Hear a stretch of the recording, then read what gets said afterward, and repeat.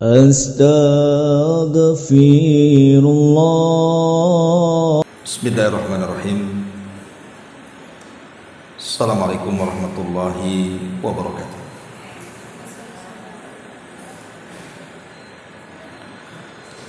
Alhamdulillah wassalatu wassalamu ala rasulillah wa ala alihi wa sahbihi wa mawalah wa la hawla wa la quwata illa billahi wa ba'd. Kita lanjutkan kajian kita, masih membahas tafsir dari juz ke-29 dan kita masuk pada suratul Mursalat ayat ke-7 dan seterusnya. A'udzubillahi minasyaitonir rajim. Bismillahirrahmanirrahim. Innama tu'aduna lawaqi' fa idan nujumu tumisat wa idas samaa'u furijat wa idal jibalu nusifat wa idar rusulu uqitat li yaumin ujjilat li yaumil fasli wa ma adraka ma yaumul fasli wailun yauma idzin lil mukadzibin. Sesungguhnya apa yang dijanjikan kepadamu lawaqi', pasti terjadi. Maksudnya hari kiamat.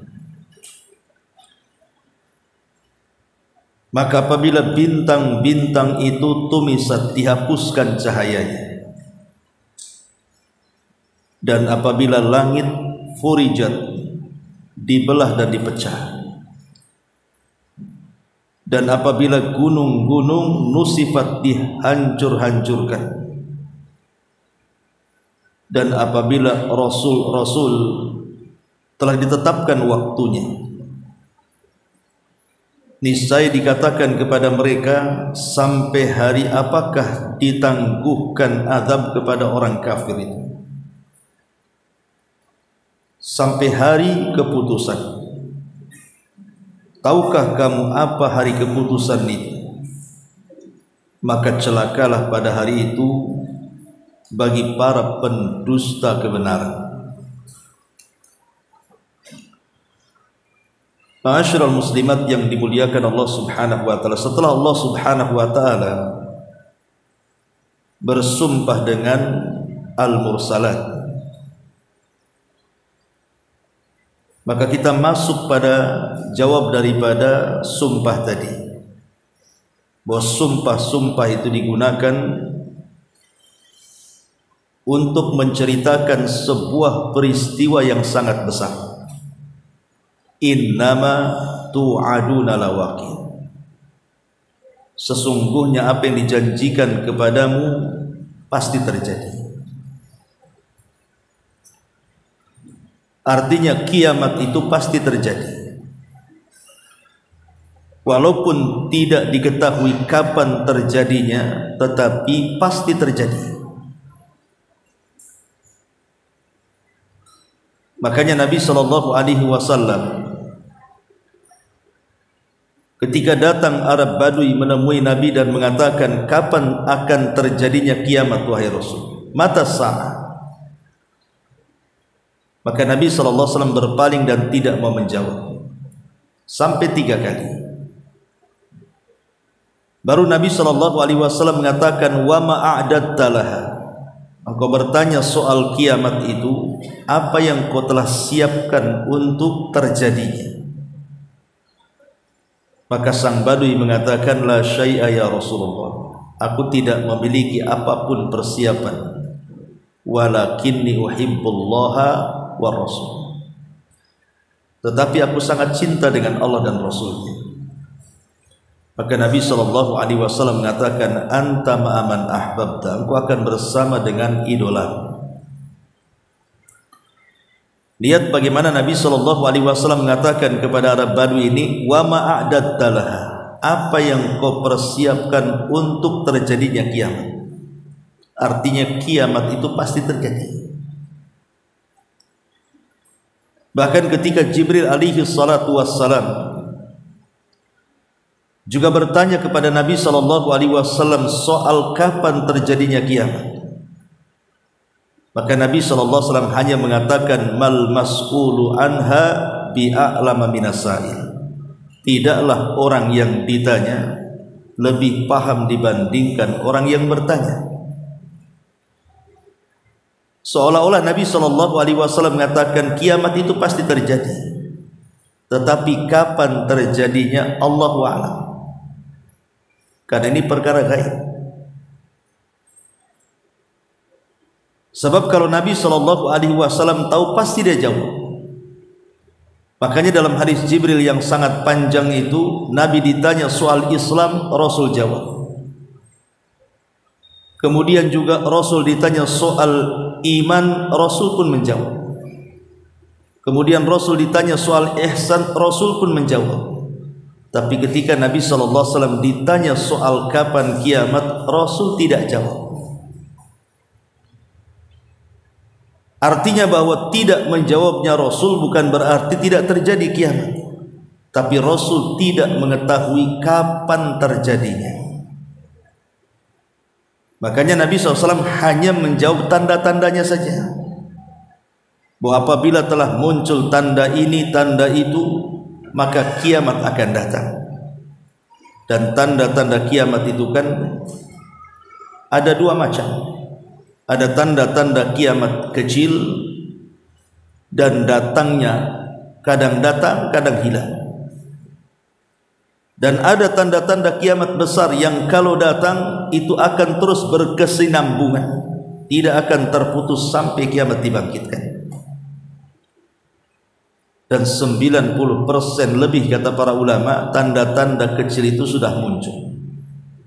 Hanya tinggal beberapa persen saja dan mengarah kepada tanda-tanda kiamat besar. Tapi kapan terjadinya, sekali lagi kita tidak tahu. Tapi Allah katakan innama tu'aduna lawaqi'. Sesungguhnya apa yang dijanjikan soal kiamat kepadamu itu pasti terjadi. Tidak mungkin tidak, pasti terjadi. Kemudian Allah Subhanahu wa taala menjelaskan tentang kondisi kehancuran alam semesta. Seperti apa kehancuran alam semesta ini? Allah memulai dengan kondisi bintang. Allah mengatakan fa idzan nujumu tumisat.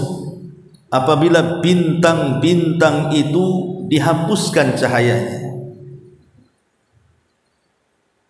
Di dalam ayat yang lain, wa idzan nujumun kadara, dan tatkala bintang-bintang itu dijatuh-jatuhkan. Sebagian para ulama mengatakan arti kadara artinya tasaqat, artinya bintang-bintang itu berjatuhan. Tapi ada juga yang mentafsirkan artinya taghayyara, bintang-bintang itu akan berubah, yang tadinya bercahaya menjadi gelap gulita. Tentu penafsiran baik yang mengatakan bintang itu akan berjatuhan pada hari kiamat, ataupun yang mengatakan bintang itu akan terhapus cahayanya, tidak bertentangan, karena bisa dijamak. Dikatakan oleh Imam Al-Kalbi dan juga Imam Atha, seorang ahli tafsir, tumtirus sama yawma idin nujuman fala yabqa najmun illa waqa. Pada hari kiamat langit akan menurunkan hujan bintang. Biasanya hujan itu air, ini bintang dihujankan. Maka tidak tersisa satu bintang kecuali akan jatuh ke permukaan bumi. Lah ketika bintang itu jatuh, maka terjadilah perubahan yang tadinya terang menjadi gelap. Jadi jatuh dulu, baru kemudian gelap, gitu maksudnya. Ma'asyiral muslimat yang dimuliakan Allah Subhanahu wa taala. Dan kalau kita juga melihat bukan hanya bintang, bahkan matahari dan juga bulan pada hari kiamat itu, keduanya akan digulung oleh Allah Subhanahu wa taala. Makanya Allah mengatakan dalam surah At-Takwir, idza syamsu kuwirat, apabila matahari digulung oleh Allah Subhanahu wa taala. Dan Nabi sallallahu alaihi wasallam juga mengatakan asy-syamsu wal qamaru mukawwarani yaumal qiyamah. Matahari dan bulan akan digulung dan dilipat pada hari kiamat. Ma'asyiral muslimat yang dimuliakan Allah Subhanahu wa taala. Sebagian ahli tafsir mengatakan bahwa kemana matahari dan bulan digulung itu, dan keduanya bagian daripada bintang. Maka berdasarkan hadis Nabi sallallahu alaihi wasallam bahwa matahari akan digulung pada hari kiamat itu dan akan dipendamkan ke dalam jahanam. Tentu dengan dua alasan. Kenapa matahari dan bulan itu dipendamkan ke dalam jahanam? Pertama, karena matahari dan bulan akan menjadi bahan bakar api neraka. Allah Subhanahu wa taala berfirman, innakum wa ma ta'buduna min dunillahi hasabu jahannam antum laha waridun law kana haula'i alihatun ma waraduha wa kullu fiha khalidun. Dalam surah Al-Anbiya 9899 Allah katakan, sungguh kalian dan apa yang kalian sembah selain daripada Allah Subhanahu wa taala adalah menjadi umpan-umpan neraka jahanam. Dan matahari dan bulan itu ada yang menyembah. Di zaman Ratu Balqis mereka menyembah matahari dan bulan. Di zaman Nabi Ibrahim juga sebagian kaum Ibrahim menyembah matahari, bulan, bahkan bintang. Sementara Allah katakan innakum wa ma ta'buduna min dunillahi hasabu jahannam. Sungguh kalian dan apa yang kalian sembah daripada selain Allah akan menjadi bara api dan umpan neraka jahanam. Ayat ini kata Imam Asy-Syinkiti rahimahullahu taala tadullu ala anna jami'al ma'budati ma'abidiha finnar, bahwa seluruh sesembahan selain daripada Allah akan dikumpulkan bersama para penyembahnya di satu neraka. Jadi kalau mereka menyembah sapi maka akan dikumpulkan satu neraka. Kalau mereka menyembah batu maka akan dikumpulkan dalam satu neraka. Termasuk juga matahari dan bulan akan dikumpulkan dengan para sesembahannya. Kemudian yang kedua, tentunya untuk menghinakan orang-orang yang menyembah matahari dan bulan, dan untuk membuktikan bahwa matahari dan bulan itu bukan Tuhan, tidak layak disembah. Makanya Allah Subhanahu wa taala masukkan dan pendamkan matahari dan bulan itu ke dalam jahanam, bahwa keduanya bukan Tuhan. Itu maksudnya. Ma'asyiral muslimat yang dimuliakan Allah Azza wa Jalla. Jadi pada hari kiamat bintang-bintang, matahari dan bulan itu semua akan dijatuh-jatuhkan oleh Allah Subhanahu wa taala. Fa idzan nujumu tumisat, apabila bintang-bintang itu dihapuskan cahayanya. Kemudian setelah Allah bercerita tentang soal bintang, maka Allah Subhanahu wa taala mulai bicara soal langit. Allah katakan wa idzas sama furijat, dan apabila langit mulai terbelah dan terpecah. Terbelah atau terpecahnya langit itu disebutkan di beberapa ayat dalam Al-Qur'anul Karim. Seperti Allah Subhanahu wa taala katakan dalam surah Al-Haqqah ayat 16, wan syaqqatis sama fahiya yauma idzin wahiyah, dan terbelahnya langit pada hari itu sehingga langit yang tadinya kokoh menjadi rapuh dan lemah. Ma'asyiral muslimat yang dimuliakan Allah Subhanahu wa taala, Kemudian juga disebutkan di dalam surah yang lainnya, Allah mengatakan wa idas sama'u kushitat, dan tatkala langit dilenyapkan. Sehingga kemudian para ulama ketika berusaha untuk menggabungkan satu ayat dengan ayat yang lainnya, seperti umpamanya surah Al-Infitar. Surah Al-Infitar ini artinya terbelahnya langit. Kemudian surah Al-Insyiqaq juga menceritakan terbelahnya langit. Kemudian juga dalam Al-Quran surah Al-Anbiya ayat 104 juga, bahwa langit itu akan digulung mana? Yauma natwis sama katayyi sijilil kutub. Ingat pada hari kiamat, langit kami akan gulung seperti lembaran-lembaran buku.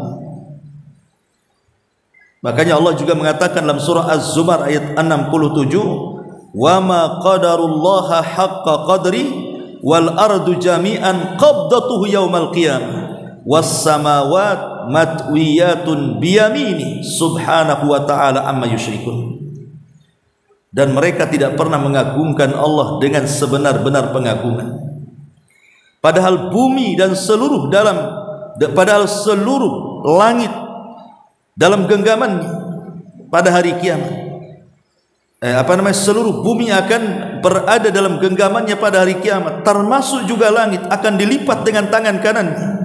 Maha suci Allah dan maha tinggi Dia dari apa yang mereka persekutukan.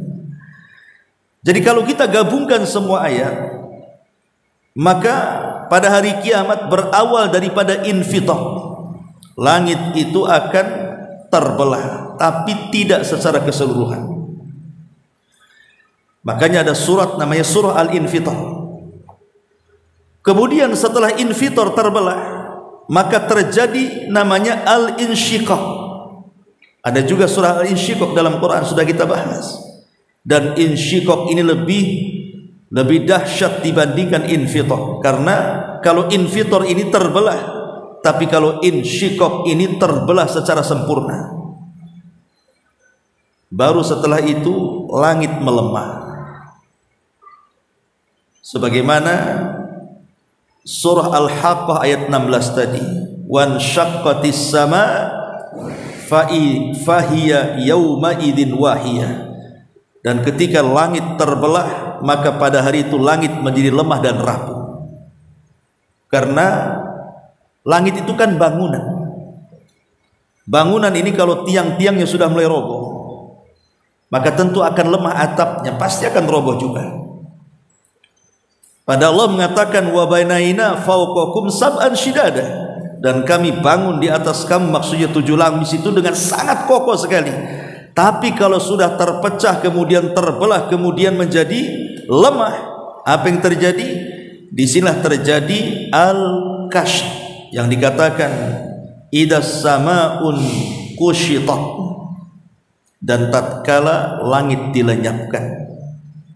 Berarti terbelah, kemudian terbelah hancur, kemudian lemah, kemudian lenyap. Kemana langit lenyap? Karena Allah subhanahu wa ta'ala menggulungnya tadi. Allah gulung di tangan kanannya, dan juga bumi berada di genggamannya.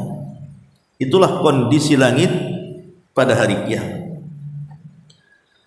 Setelah kemudian Allah subhanahu wa ta'ala menceritakan soal langit, maka Allah beralih kepada kondisi bumi, dimulai daripada gunung-gunungnya. Di sini Allah Subhanahu wa taala mengatakan wa idzal jibalu nusifat, apabila gunung-gunung itu dihancurkan. Ma'asyiral muslimat yang dimuliakan Allah Subhanahu wa taala, dalam ayat yang lain juga Allah mengatakan wa idzal jibalu suyyir, dan apabila gunung-gunung diperjalankan. Ada yang mengatakan bahwa yang dimaksud suyirat, diperjalankan di sini artinya diterbang-terbangkan. Tapi ada juga yang mengatakan suyirat di sini maksudnya gunung itu akan berubah menjadi debu dan tanah sudah tidak kokoh lagi. Makanya Allah mengatakan dalam surah An-Naml ayat 88 itu, wa taral jibala tahsabuha jamidatan wa hiya tamurru marras sahab. Dan kamu lihat gunung-gunung itu, kamu sangka dia tetap pada tempatnya. Tidak, dia akan berjalan satu masa, akan tercabut dari pasaknya, kemudian akan diterbangkan ke langit, kemudian akan ditubrukkan satu dengan yang lainnya, kemudian hanya sisa debu yang kembali ke bumi. Wa suyyiratil jibalu fakanat saraba. Dan gunung-gunung pun dijalankan sehingga menjadi fata morgana. Dalam surah Toha lebih jelas lagi Allah mengatakan, wa yas'alunaka 'anil jibal faqul yansifuha rabbi nasfa. Mereka bertanya-tanya soal gunung kepadamu wahai Muhammad pada hari kiamat. Katakan, Tuhanku akan menghancurkan pada hari kiamat sehancur-hancurnya. Makanya dalam surah Al-Waqiah juga Allah mengatakan ayat ke-5 dan ke-6-nya, wa bussatil jibalu bassa fakanat haba'an mumbatha. Dan gunung-gunung dihancurkan sehancur-hancurnya, maka jadilah dia seperti debu-debu yang berterbangan. Sama dengan disebutkan dalam surah Al-Qari'ah juga, wa takunul jibalu kal'ihnil manfus. Dan gunung-gunung itu seperti bulu yang dihambur-hamburkan. Kalau kita perhatikan gabungan ayat-ayat ini berarti kondisi gunung pada hari kiamat itu, pertama, Allah akan mencabut dari pasaknya. Kemudian setelah itu Allah terbangkan gunung itu ke langit.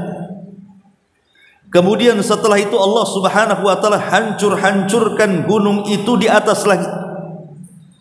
Kemudian gunung-gunung yang kokoh itu menjadi debu yang tidak ada bekasnya dan akan kembali ke bumi. Sehingga bumi sudah tidak ada lagi gunung dan bukit, semua rata. Kalau sekarang masih ada yang meninggi, ada yang merendah, ada bukit, ada gunung, ada lembah.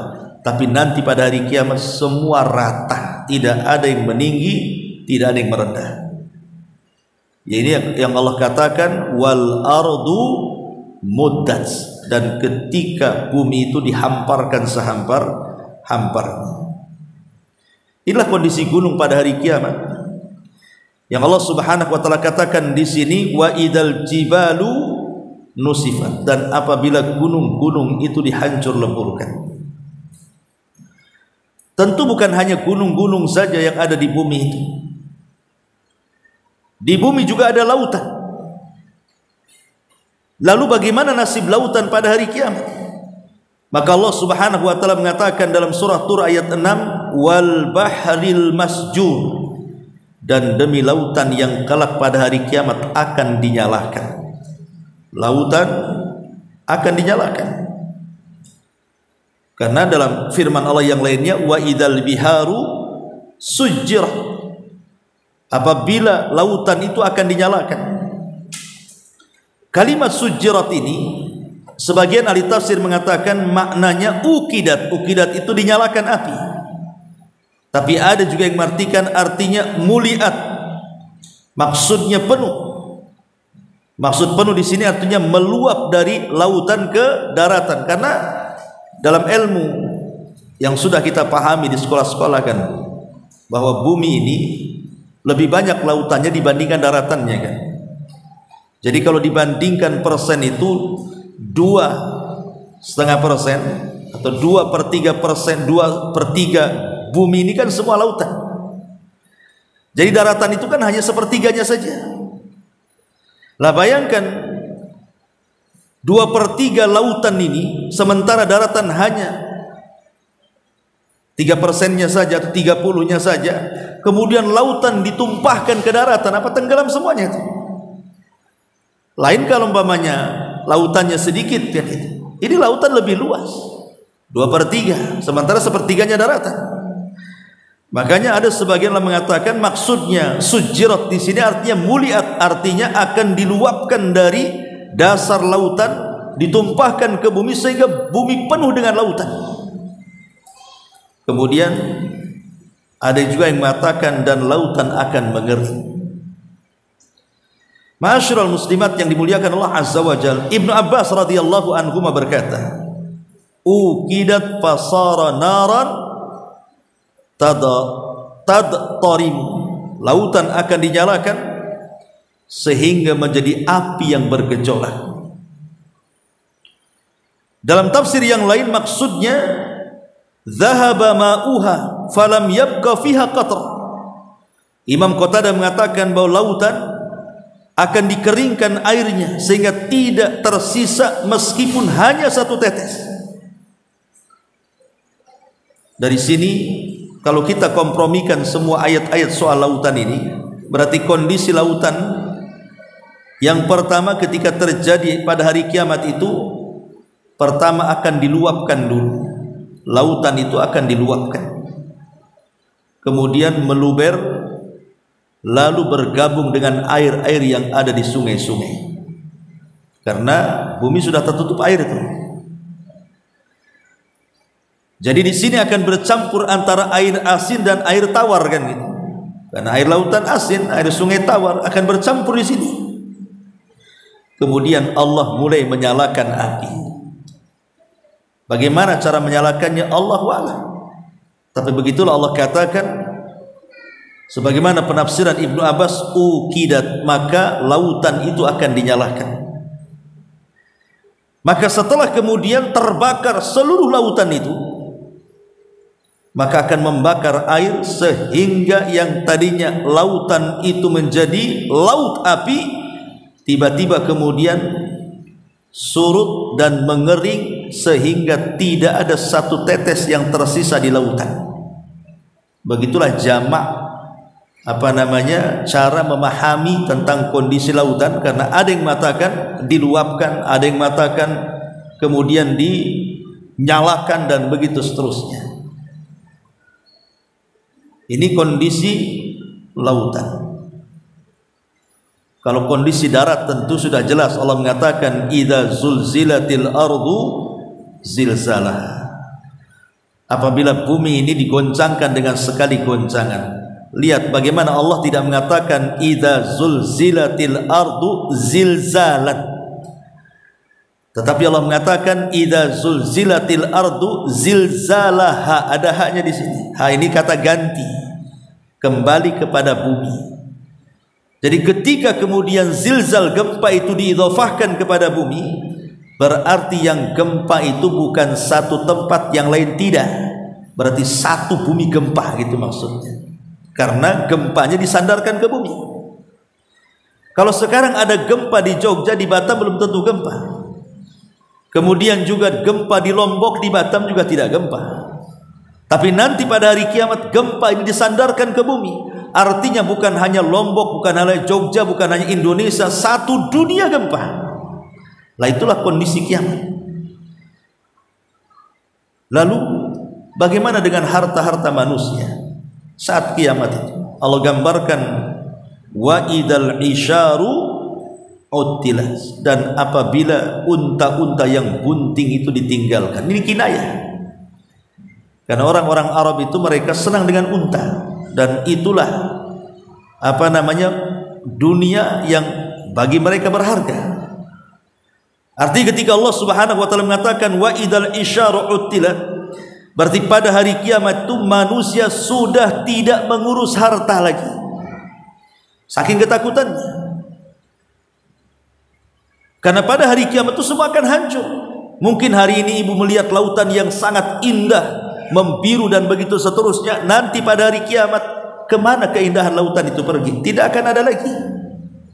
Hari ini kita melihat ketika purnamanya di langit, bintang yang bertebaran di atas langit sana. Mungkin indah kita lihat hari ini, tapi hari kiamat, kemana keindahan bintang itu? Sudah nggak ada lagi. Kita lihat gunung-gunung, bangunan bertingkat, hotel-hotel pencakar langit, bangunan-bangunan pencakar langit. Nanti pada hari kiamat lo nggak ada, kena gempa semuanya. Jadi pada hari itu nggak ada lagi peduli orang itu dengan kekayaan. Wa idal isyaru utilat. Itulah kondisi gambaran singkat yang disebutkan dalam surah Al-Mursalat. baru kemudian beralih setelah terjadi kiamat yang luar biasa, baru beralih kepada hari setelah kiamat. Allah mengatakan di sini, wa idar rusulu uqitat, apabila rasul-rasul itu telah ditetapkan waktunya. Maksudnya apa? Maksudnya setelah kiamat ditetapkan, kemudian dihancurkan alam semesta dengan sehancur-hancurnya, kemudian manusia mulai beralih dari kehidupan dunia kepada kehidupan akhirat. Mulailah manusia dibangkitkan pada hari itu oleh Allah Subhanahu wa ta'ala dari setiap tulang ekor manusia. Setelah dibangkitkan, kemudian dikumpulkan di mana? Di padang mahsyar. Disinilah Allah katakan, wa idar rusulu uqitat, ketika rasul-rasul, nabi-nabi itu sudah ditetapkan waktunya untuk dimintai pertanggungjawaban di hadapan Allah atas risalah yang disampaikan kepada umatnya. Nanti Nuh alaihi salatu wassalam itu akan dipanggil oleh Allah Subhanahu wa ta'ala pada hari kiamat, dan seluruh umat Nuh dipanggil tuh. Kemudian Allah katakan kepada Nuh, Nuh, sudahkah kau sampaikan risalahku kepada umat? Maka Nuh alaihi salatu wassalam mengatakan, sudah ya Rabb, sudah. Maka kemudian Allah Subhanahu wa ta'ala katakan kepada umatnya Nuh alaihi salam, betul Nuh sudah menyampaikan risalah kepada kalian. Maka umat Nuh mengatakan, tidak ya Rabb, Nuh berdusta, dia tidak pernah menyampaikan risalahnya kepada kami. Maka Allah Subhanahu wa ta'ala katakan, ya Nuh, lihat umatmu mengatakan engkau berdusta, engkau belum menyampaikan risalahku. Ada enggak saksi yang mendukungmu bahwa engkau menyampaikan risalahnya? Kata Nuh, ada. Kemudian Nabi Nuh alaihi salatu wassalam mengisyaratkan kepada kita, kepada umat Nabi sallallahu alaihi wasallam. Maka dari sini Allah Subhanahu wa ta'ala katakan, fa kaifa idza ji'na min kulli ummatin bisyahid. Bagaimana kalau seandainya kalian akan datang kepada setiap umat menjadi saksi mereka? Jadi kita ini akan menjadi saksi kepada semua para nabi. Jadi ketika Nuh mengisyaratkan itulah saksiku, maksudnya disyaratkan kepada siapa? Umat Nabi, umat Rasul, umat Nabi kita Muhammad sallallahu alaihi wasallam. Maka kita semua akan dipanggil oleh Allah Subhanahu wa ta'ala, kemudian mengatakan, kalian mau bersaksi akan persaksian Nuh bahwa dia telah menyampaikan risalahku kepada umatnya? Maka serentak umat Islam, umat Muhammad sallallahu alaihi wasallam mengatakan, tentu ya Rabb, Nuh sudah menyampaikan risalahnya. Maka Allah mengatakan, bagaimana mungkin kalian bersaksi? Kalian tidak hidup di zaman Nabi Nuh. Bagaimana kalian tahu Nuh menyampaikan risalah? Kalian tidak hidup di zaman Nabi Nuh. Namanya saksi terus melihat. Kalau tidak melihat, macam mana akan jadi saksi? Tetapi kemudian umat Rasul pada hari kiamat mengatakan, ya Rabb, yang menyampaikan Nuh risalahmu kepada umat itu engkau sendiri. Di dalam Al-Quranul Karim, makanya adalah surah Nuh. Ya, kami tidak bersaksi, tidak pernah menyaksikan menyampaikan risalah, tapi engkau yang ngasih tahu kepada kami bahwa Nuh sudah menyampaikan risalahnya 1000 tahun dikurangi 50 tahun, 950 tahun. Maka Allah katakan, sadaqtum, benar kalian, wa sadaqan Nuh wa kadzaba qaum, ya telah benar juga Nuh dan berdusta kaumnya.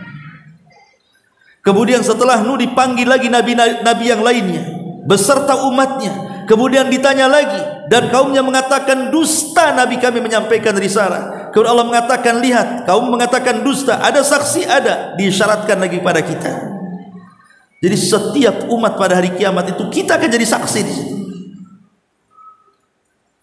Ma'asyiral muslimat yang dimuliakan Allah Azza wa Jalla, sampai pada waktunya ketika kita sudah menjadi saksi kepada semua umat, giliran Nabi sallallahu alaihi wasallam menjadi saksi kepada kita. Fa kaifa idza ji'na min kulli ummatin bisyahid wa ji'na bika ala haula'i syahida. Dan engkau wahai Muhammad akan menjadi saksi bagi umat. Jadi kalau umatnya akan menjadi saksi bagi umat-umat sebelumnya, tapi Rasul kita akan menjadi saksi bagi kita. Apakah kita ini selama hidup di dunia betul-betul mengikuti syariat Nabi, betul-betul mengikuti sunnah Nabi, betul-betul mengikuti dan tunduk kepada Nabi atau tidak? Nanti Nabi SAW akan melihatnya, dan ini khawatir. Makanya kata Hasan Al-Basri rahimahullahu ta'ala, ketika ada sebuah kaum mereka mengklaim mencintai Nabi SAW, fabtalahumullahu bihadil ayat, maka Allah uji mereka dengan ayat ini. Maksud ayat ini adalah Qul in kuntum tuhibbunallaha fattabi'uni yuhibbukumullah. Katakan ya Muhammad, kalau kalian cinta kepada Allah, ikuti aku, niscaya Allah akan cinta kepada kalian, bahkan lebih daripada itu, wa yaghfir lakum, dan Allah pun akan mengampuni dosa-dosa kalian. Alangkah celakanya orang-orang yang mengaku cinta kepada Rasul, tapi kenyataannya dia tidak pernah melaksanakan sunnah Rasul. Rasul akan menjadi saksi bagi kita, dan ini detik-detik yang luar biasa. Makanya Allah mengatakan wa idzar rusulu uqitat. Ingat, apabila Rasul sudah Rasul sudah ditetapkan waktunya untuk berhadap-hadapan dengan umatnya, termasuk Nabi kita Muhammad berhadapan dengan kita. Siapa yang betul-betul menjadi umatnya dan siapa yang hanya pengakuan saja menjadi umatnya. Makanya ketika Nabi SAW menunggu di telaganya, ketika hampir seluruh umatnya minum dari telaganya, tiba-tiba ada satu kelompok yang hendak masuk ke telaganya, diusir para malaikat. Kata Nabi SAW, ummati ummati, ya Rabb, itu umatku. Dan riwayat ashabi ashabi, itu sahabatku, biarkan mereka minum. Tapi Allah Subhanahu wa taala mengatakan, ya Muhammad, innaka la tadri ma ahdatsu ba'dak, innahum ghayyaru wa baddalu. Wahai Muhammad, kau tidak tahu apa yang terjadi sepeninggal. Mereka sudah merubah-rubah petunjukmu dan sudah mengambil di luar daripada tuntunan. Sebagian ahli tafsir mengatakan, dan ulama-ulama akidah, bahwa ada beberapa orang yang tidak mungkin masuk ke telaga Rasul dan tidak akan meminumnya. Pertama, orang yang murtad, dia tidak akan minum dari telaga Rasul walaupun dia sempat jadi umat Nabi, tapi karena dia murtad, maka dia bukan umat Nabi lagi. Yang kedua, munafik, walaupun lisannya mengatakan asyhadu an la ilaha illallah wa anna muhammadar rasulullah, tapi hatinya dipenuhi dengan kekufuran. Makanya orang munafik tidak mungkin meminum dari telaga Nabi. Yang ketiga, para pelaku bid'ah yang mereka jauh dari tuntunan Rasul. Rasul perintahkan ini, kita pula buat itu. Rasul kemudian memerintahkan itu, kita buat pula yang ini. Tidak cocok dengan perintah, malah melanggar perintah dan tidak menjalankan yang diperintahkan. Mereka melakukan bid'ah dan membuat perkara-perkara dalam agama, maka ahli bid'ah tidak akan masuk ke telaga Nabi, karena mereka tidak mencintai Nabi hakikatnya. Kemudian yang keempat, para pelaku dosa besar. Mereka tidak mencintai Nabi. Nabi melarang tidak boleh judi, malah kalian judi. Nabi mengatakan tidak boleh zina, kalian zina. Nabi mengatakan jangan gibah, kalian gibah. Nabi mengatakan kalian jangan namimah, kalian namimah. Orang-orang yang banyak melakukan dosa besar, maka dikhawatirkan tidak meminum telaga Nabi SAW.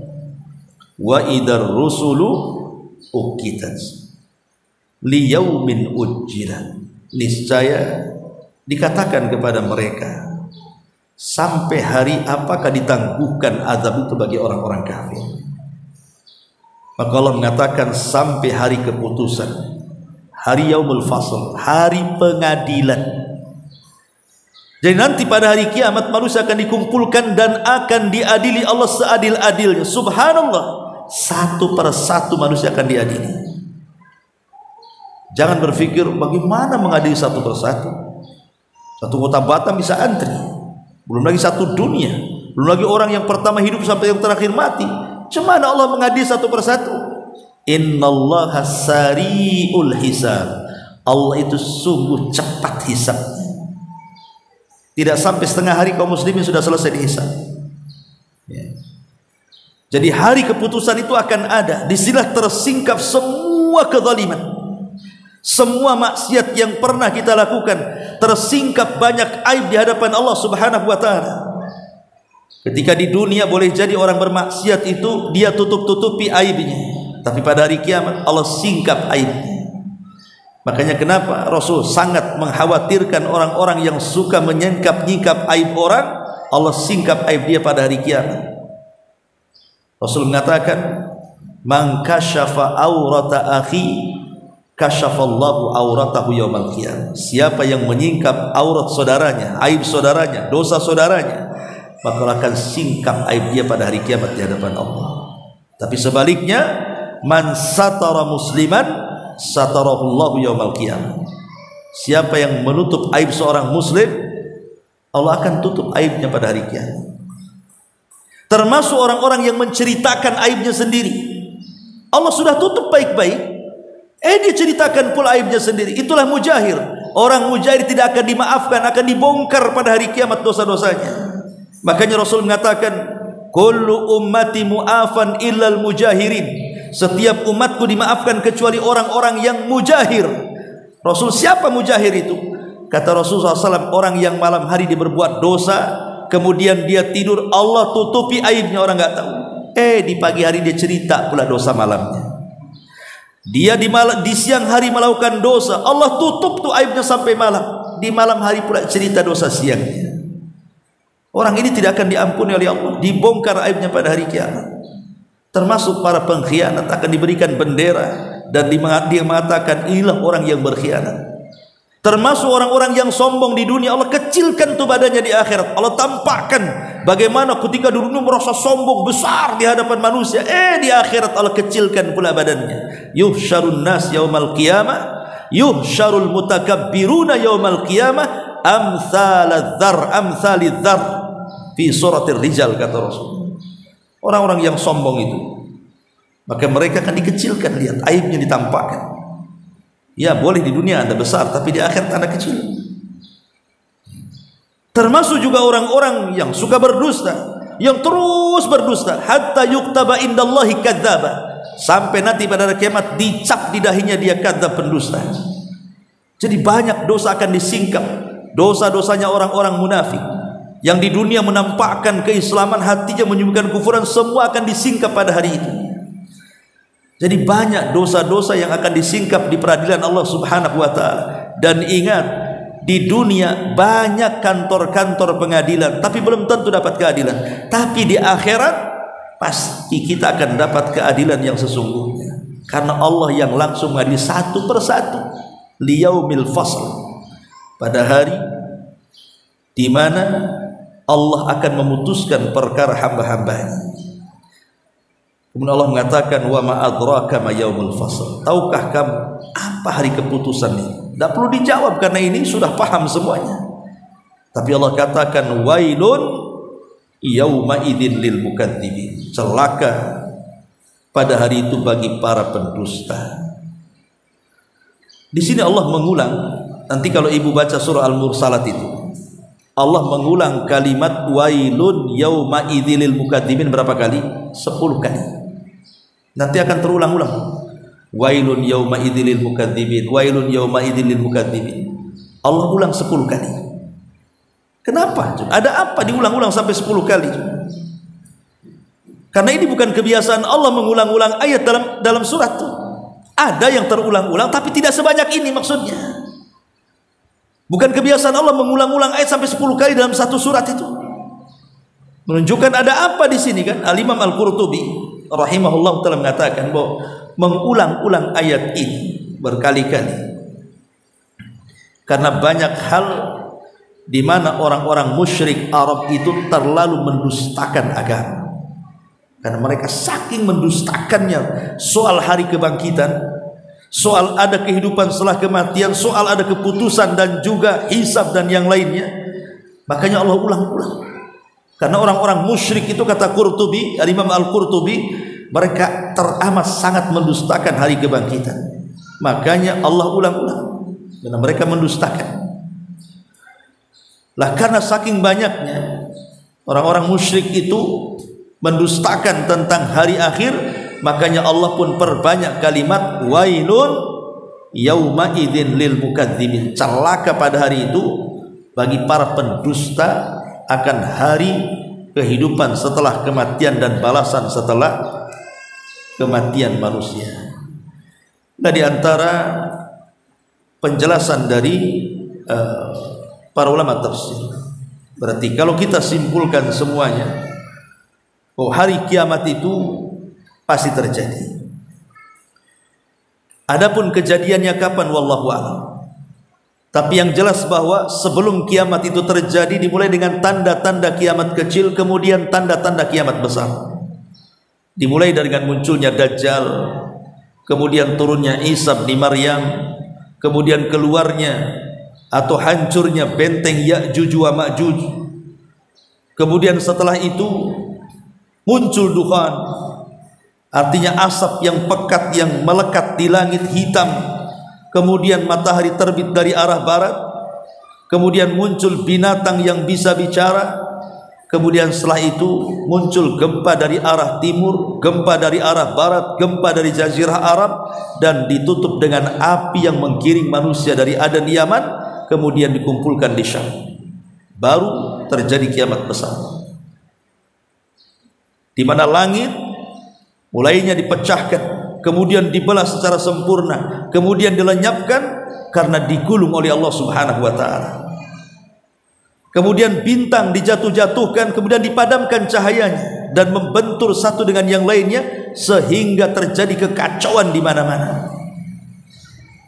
Kemudian bumi, di daratan terjadi gempa hebat, di lautan diluapkan, kemudian airnya disatukan, air lautan dengan air sungai, kemudian dinyalakan, kemudian dikeringkan sehingga tidak ada satu tetes lagi air yang ada di bumi. Kemudian gunung dicabut, diterbangkan, dihancurkan di langit, kemudian dikembalikan hanya sisa debu-debunya saja. Kemudian betul-betul dihancur-hancurkan semua alam semesta kecuali makhluk yang Allah kecualikan. Seperti aras tidak hancur, sorga tidak hancur, ruh juga tidak hancur.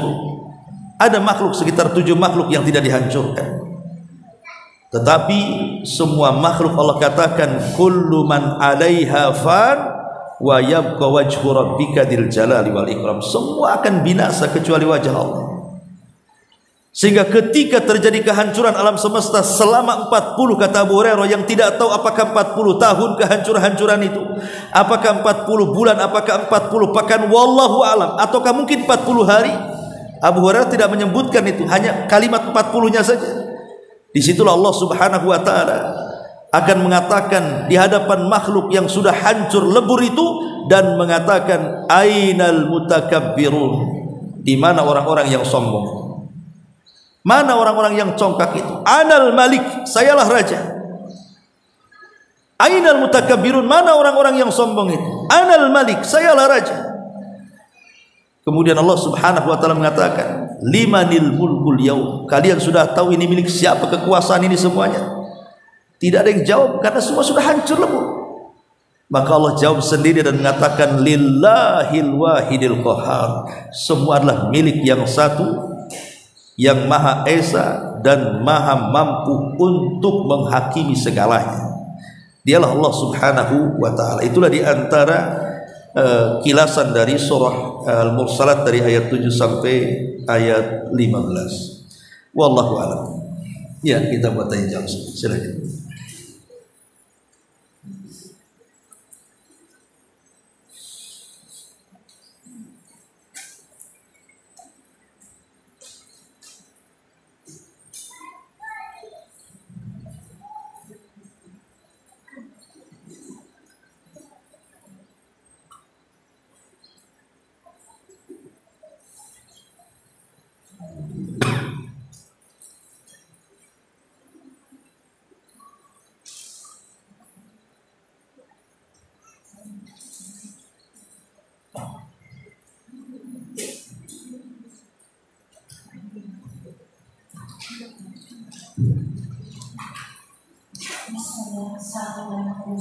Waalaikumsalam.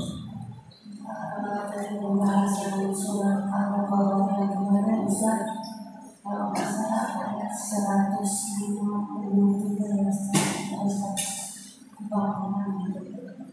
Ustaz membahas masalah rezeki. Rezeki dibagi dua, ada rezeki yang naik dan ada rezeki yang hanya di dunia. Kalau di dunia itu terputus bahwa kita meninggal, yang naik itu amal ibadah kita. Yang Anda tanyakan, apakah rezeki yang di dunia itu terputus begitu saja kah? Bukankah ketika rezeki dunia kita pergunakan untuk amal ibadah, yang mobil kita bawa ketika pengajian, atau yang punya rumah kita bikin tempat pengajian, bukankah itu juga resminya akan naik? Iya. Ya, alhamdulillah. Kemarin kita Darul Ihsan bicara soal rizki. Rizki itu ada dua, ada rizkun nazil dan ada rizkun sa'id. Ada rizki yang turun dari langit ke bumi dan ada rizki yang naik dari bumi ke langit. Tapi dua-duanya berasal dari langit. Allah mengatakan wa fis samaa'i rizqukum wa ma tu'adun. Dan di langit ada rizki kalian dan apa yang Allah janjikan kepada kalian. Baik rizki yang turun ataupun rizki yang naik, semua datang dari langit. Karena yang memberikan rizki itu adalah Allah subhanahu wa ta'ala. Dan aina Allah, di mana Allah? Allahu fis sama, Allah di langit. Sebagaimana hadis seseorang sahabat yang hendak memerdekakan jariyah, anak budak perempuan. Kemudian sahabat ini ragu-ragu apakah dia seorang mukminah atau bukan. Maka bertanya kepada Nabi SAW. Kemudian Rasul bertanya kepada jariyah tersebut dan mengatakan, Aina Allah, di mana Allah? Maka jariyah mengatakan, Allahu fis sama, Allah di langit. Maka Rasul mengatakan, I'tikha fa innaha mu'minah. Merdekakan budak ini karena dia menjadi seorang mukminah. Ketika Allah subhanahu wa ta'ala mengatakan wa fis sama'i rizqukum wa ma tu'adun, di langit ada rizki kalian dan apa yang dijanjikan kepada kalian berupa sorga itu, maka dari ayat ini disimpulkan rizki itu ada dua. Pertama, wa fis sama'i rizqukum, dan di langit ada rizki kalian, maksudnya rizki yang diturunkan Allah ke bumi. Itulah berupa rumah, kendaraan, pasangan, anak-anak, makanan, minuman, kendaraan, dan begitu seterusnya. Kemudian yang kedua, rizkin sa'id, dari ayat keduanya, wa fis sama'i rizqukum wa ma tu'adun, dan apa yang Allah janjikan kepada kalian di sorga. Maksudnya ini rizki yang naik, yang dinaikkan dari bumi ke sorga. Adapun rizki yang turun sifatnya fana, karena memiliki dua pintu. Pertama pintu kehidupan dan yang kedua pintu ajal. Selama kehidupan masih ada di bumi, maka rizki itu akan turun ke bumi. Tapi ketika pintu ajal datang, maka rizki itu akan terputus dengan ajalnya. Jadi ibu kalau masih hidup, Allah kasih rizki dan Allah sempurnakan rizkinya, dan tidak mungkin ibu Allah wafatkan sampai sempurna rizkinya. Tapi setelah ibu meninggal, terputuslah rizki di sini. Terputus rizki di sini. Lain dengan rizki yang dinaikkan. Rizki yang dinaikkan itu berupa amal soleh. Dia tidak akan terputus dari mulai dunia masuk ke kuburan, masuk ke sorga, nggak akan terputus. Dan seagung-agungnya rizki yang naik adalah ketika Allah berikan rizki kepada kita, kita bisa melakukan amal soleh. Kita bisa sholat khusyuk, kita bisa bersedekah, kita bisa menggunakan rizki-rizki yang turun itu untuk ibadah.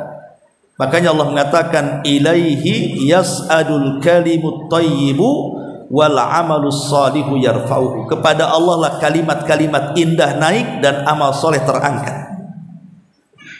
Karena siapa yang bangun rumah di bumi, Allah bangunkan rumah di sorga. Siapa yang mengucapkan subhanallah wa bihamdihi 1 kali di bumi, Allah kasih 1 pokok kurma di sorga. Dan begitu seterusnya. Setiap ibadah itu hakikatnya kita sedang membangun di sana. Jadi yang ibu amalkan di bumi dari amal soleh, dari ucapan-ucapan indah, dari zikir, baca Quran dan yang semacamnya, hakikatnya kita sedang membangun rumahnya, tamannya, sungainya, dan macam-macamnya. Dan itu tidak akan terputus. Itulah rizki yang naik. Justru setelah kematiannya dia akan mencari rizkinya berupa surga Allah Subhanahu wa ta'ala. Makanya rizki yang turun dengan rizki yang naik ini memang lelah mencari rizki yang naik dibandingkan mencari rizki yang turun. Karena wajar yang namanya naik itu, kita aja naik di ketinggian lelah. Beda dengan turun. Turun enak aja, ibu turun dari tangga enak. Coba naik ke tangga apa nggak ngos-ngosan? Itu logikanya.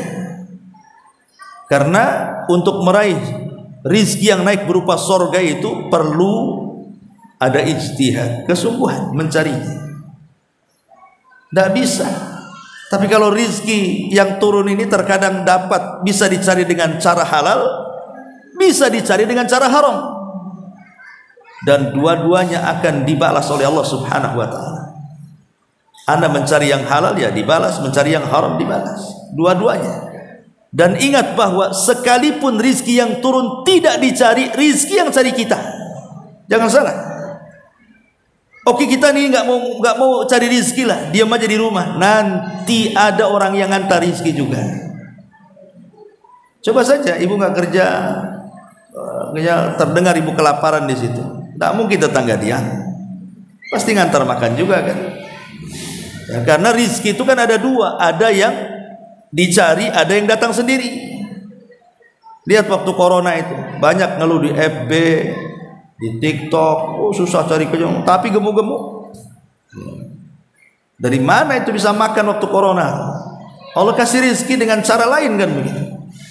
Jadi maksudnya di sini rizki yang turun itu akan menjadi amal soleh dan akan menjadi rizki yang tidak akan terputus kalau digunakan di jalan Allah maksudnya.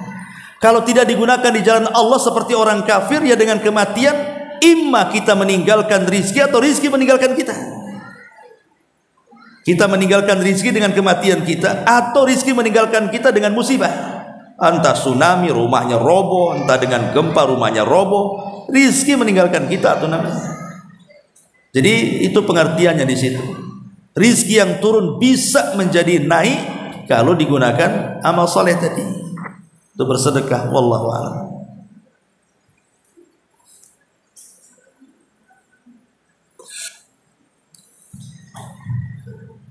Saya bertanya lagi, Ustaz. Iya. Dalam penciptaan manusia itu manusia tercipta dari 3 jenis ya Ustaz.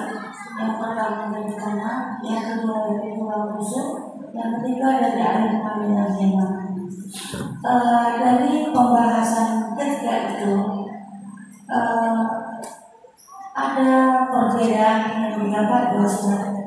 Ketika manusia diciptakan dari tanah itu Allah akan menempatkan di surga sebagaimana ada. Tapi dalam kesalahannya Allah turunkan. Terus di situ apa yang membedakan dari ketiga penciptaan untuk dari segi akhlak tersebut, Ustaz, akhlaknya manusia tersebut. Dan di sini tentu ada Allah ingin menunjukkan kepada manusia tentang kebesaran-kebesaran Allah dan 3 penciptaan itu. Boleh minta penjelasannya, Ustaz? Iya, alhamdulillah. Adapun Adam tercipta dari tanah. Kenapa mesti tanah? Bahan baku penciptaan Adam itu tanah dan air. Kenapa mesti bahan bakunya menggunakan tanah dan air? Kenapa tidak seperti malaikat diambil dari cahaya, diambil dari seperti iblis diambil dari api dan yang semacamnya? Tentu Allah Subhanahu wa ta'ala ada maksud, ada hikmah di balik penciptaan Adam itu dari tanah. Maka itu disebutkan dalam hadis Nabi Shallallahu Alaihi Wasallam bahwa Adam itu tercipta dari berbagai macam sifat dan warna tanah. Bukannya sifatnya, warnanya juga. Jadi ada tanah yang hitam, ada tanah yang putih, ada tanah yang merah, dan berbagai macam warna yang ada dalam tanah itu. Kemudian juga sifat tanah juga dicampur-campur. Ada tanah yang keras, ada tanah yang lembek, ada tanah yang setengah keras, setengah lembek, dan begitu seterusnya. Apa hikmah dibalik perbedaan warna tanah, kemudian sifat-sifat tanah, akhirnya terbentuk menjadi Adam? Karena kelak anak keturunannya, sifat-sifat mereka akan meniru sifat-sifat tanah. Dari warna kulit, ibu yang hitam mungkin dari tanah hitam, ibu yang putih ya mungkin dari tanah putih. Oh, belang-belang campuran, mungkin seperti itu ya. Ataupun dari sifat-sifat, ada yang lembut, nah, mungkin dari tanah yang lembut, tanah yang halus. Ada yang keras kepala, mungkin dari cadas. Ada yang suka bertengkar, mungkin dari tanah sengketa atau semacam kan gitu ya. Ya namanya sifat-sifat itu ada gitu ya. Dari sifat tanah itu melekat pada manusia. Itulah kenapa diambil dari tanah. Adapun kemudian Hawa diambil dari tulang rusuk, bahwa perempuan itu akan berbeda fitrahnya dengan laki-laki. Dan tulang rusuk pun tidak diambil yang lurus, diambil yang bengkok. Bukan yang bengkok, yang paling bengkok, yang paling atas, yang dekat dengan jantung lagi ya. Kenapa? Karena sifat wanita nanti seperti itu, dia akan lebih mendekati perasaannya. Makanya kata Rasul, kalau dikerasi dia patah dia, kalau dia dibiarkan tetap bengkok dia. Makanya pelan-pelan kan gitu, diluruskan pelan-pelan. Dan wanita juga perlu meluruskan diri sendiri dengan cara pelan-pelan, karena kadang-kadang untuk menggunakan logika perempuan ini agak lebih sulit. Kenapa? Karena memang cara berpikirnya berbeda. Dia lebih dominan ke perasaan, kalau laki-laki lebih dominan ke akal kan gitu. Itu aja udah beda di situ saja. Makanya kalau perempuan kalau sedih-sedih banget, makanya mudah kesurupan ya. Kalau laki-laki ya meninggal ya sudah main, udah gitu aja, simple aja laki-laki itu. Belanja ke pasar berapa, Pak? Sekian, nah ambil pulang, simple laki-laki. Perempuan enggak, berapa? Mahal kali gitu. Nggak mau, padahal cuma 1.000, pindah langganan, balik lagi ke situ, rupanya kok lebih murah katanya. Coba keliling-keliling pasar dapat kangkung 1 ikat 1 jam. Ya karena dia mikir panjang kan, dia adukan tuh otak dengan perasaannya, sampai belanja aja lama putar-putar. Makanya ndak ada suami yang mau ngantar istri ke pasar, biasanya nunggu di parkiran atau muter-muter, nanti telepon kalau sudah selesai kan itu ya. Jadi itu mungkin dari segi sifat juga berbeda antara laki-laki dan perempuan itu. Nah itulah makanya sifat turunan Adam itu ya diambil kalau perempuan yang ikut sifat Hawa, kalau kemudian laki-laki ya mengikut sifat Adam alaihi salam. Wallahu a'lam. Sini aja pertanyaan di YouTube ini. Apakah malaikat maut juga akan wafat, Ustaz? Ya, akan mati. Disebutkan dalam sebuah riwayat yang dicantumkan banyak ahli tafsir. Memang riwayat ini dilemahkan tetapi masyhur, bahwa saat kemudian semua makhluk dihancur-hancurkan ini, maka dipanggillah malaikat maut. Kemudian Allah mengatakan, man baki, siapa yang tersisa yang belum mati? Karena semua manusia mati, semua jin mati, semua malaikat mati, tinggal malakul maut. Jadi Allah mengatakan, man baki, siapa yang tersisa? Maka dia mengatakan, Jibril, Mikail, Israfil, wa abdukal fakir, dan hambamu yang fakir ini. Maka Allah mengatakan, kalau gitu cabutlah nyawa 3 malaikat itu. Karena 4 malaikat ini kan termasuk sayyidul malaikah. Kalau disebut pemimpinnya para malaikat, yang 4 ini pemimpin malaikat. Jibril, Mikail, Israfil, malakul maut, itu disebut sadatul malaikah, pemimpinnya para malaikat. Maka Allah mengatakan, kalau gitu cabutlah nyawa-nyawa malaikat-malaikat. Akhirnya dicabut Jibril, Mikail, Israfil, tinggal malakul maut. Maka Allah mengatakan lagi, man baki, siapa yang tersisa? Maka kata malaikat maut, tidak ada ya Rabb illa abdukal fakir, kecuali hambamu yang fakir ini. Maka Allah mengatakan, idzan mut, kalau gitu mati kamu. Maka matilah malaikat maut dengan sekali kata kun fayakun, mati kau, mati. Maka tidak ada makhluk yang berakal lagi ketika terjadi kiamat. Baru setelah nanti pada setelah kebangkitan baru dibangkitkan kembali semua makhluk, binatang-binatang yang dibangkitkan untuk melalui proses hisab. Wallahu a'lam. Ustaz, Ya. hanya untuk meyakinkan yang nazar. Tadi Ustaz jelaskan perkara tanah yang diambil dan perkara wanita yang susah dan berhubungan dan tulang belakang. Berarti kesimpulan dari kedua itu, kalau perkara yang dari ayat ini berarti hanya untuk pemilihan atau anak laki atau anak perempuan itu sudah dibahas dalam hadis ya Ustaz. Banyak yang mana siapa yang di luar. Terus berarti dari ayat ini itu tidak ada kecenderungan untuk pembentukan akhlak dan yang lainnya Ustaz. Hanya untuk akhlak lembut tidak, itu hanya satu dari pembentukan anak Ustaz. Ya tentu juga ada pengaruhnya. Kan kenapa Umar bin Khattab radhiyallahu an ketika menyidangkan seorang anak, kemudian dia bertanya, apa tanggung jawab seorang ayah kepada anak? Maka Umar mengatakan, yang pertama carikan ibu terbaik. Carikan ibu terbaik, karena ibu itu kan madrasahnya rumah. Kemudian yang kedua, carikan nama terbaik. Kemudian yang ketiga, ajarkan Quran. Orang ini mengatakan, wahai Umar, wahai Amirul Mukminin, bapakku tiga-tiganya tidak. Adapun ibuku seorang majusi yang dibeli oleh bapakku di pasar. Dia seorang budak. Kemudian digauli, lahirlah aku. Habis aku lahir, aku dikasih nama binatang.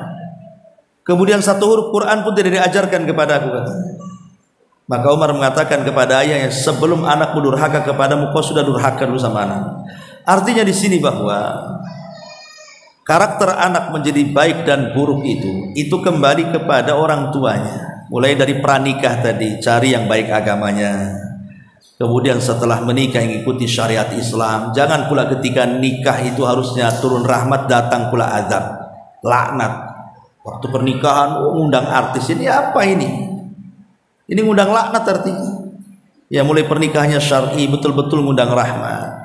Ketika sudah sah ijab kabul pun kemudian ketika menggauli istrinya adalah di situ doa-doa tahu dari setan. Allahumma jannib asyaitan wa jannib ma razaqtana, dan begitu seterusnya kan. Ta'awud kepada Allah Azza wa Jalla. Kemudian setelah lahir pula kita ajarkan mereka agama dan begitu seterusnya. Nanti di situ terbentuk karakter kan itu. Jadi bukan hanya sekedar situ saja, tidak, ada sampingan-sampingan yang lainnya. Ya. Tetapi semua manusia itu sudah ditakdirkan oleh Allah dan sudah ditulis lauhil mahfuz. Karakternya seperti apa? Dia baikkah, burukkah, jahatkah, taatkah, semua sudah dicatat. Cuma kita kan tidak tahu catatan kita seperti apa. Sehingga kita hanya berusaha saja. Jangan jadi orang jahat, jadilah orang baik. Jangan jadi orang keras, jadilah orang lembut. Karena dengan itu fa amma man a'ta wattaqa wa saddaqa bil husna fasanuyassiruhu lil yusra. Sudah baik tuh akhlak-akhlak yang kita bentuk itu, Allah mudahkan lagi kebaikannya. Karena siapa yang berpaling Allah palingkan. Siapa yang mencari hidayah Allah kasih jalannya. Karena kita tidak tahu takdir kita hanya berusaha saja. Kata Rasul, i'malu fakullun muyassarun lima khuliqa. Sudah, amalkan saja. Banyak-banyak beramal saja. Nanti Allah mudahkan itu. Nanti Allah mudahkan. Maksudnya Allah mudahkan itu karena setiap amal soleh melahirkan amal soleh yang lainnya. Amal soleh yang lain melahirkan amal soleh yang lainnya. Amal soleh melahirkan sampai ditutup dengan seperti itu. Nanti Allah mudahkan. Karena kalau orang kemudian berpatokan dengan takdir yang tidak bisa. Oh, saya ini keras karena sudah takdir. Enggak bisa kayak gitu. Dari mana kau tahu takdir? Baca di mana? Di Google. Lauhil mahfuz tidak ada di Google. Kita tidak tahu takdir kita apa. Makanya berusaha baik tadi untuk merubah karakternya. Wallahu a'lam. Wah ya saya kira cukup. Subhanallah, hamdika, asyhadu an la ilaha illa anta, astaghfiruka wa atubu ilaik.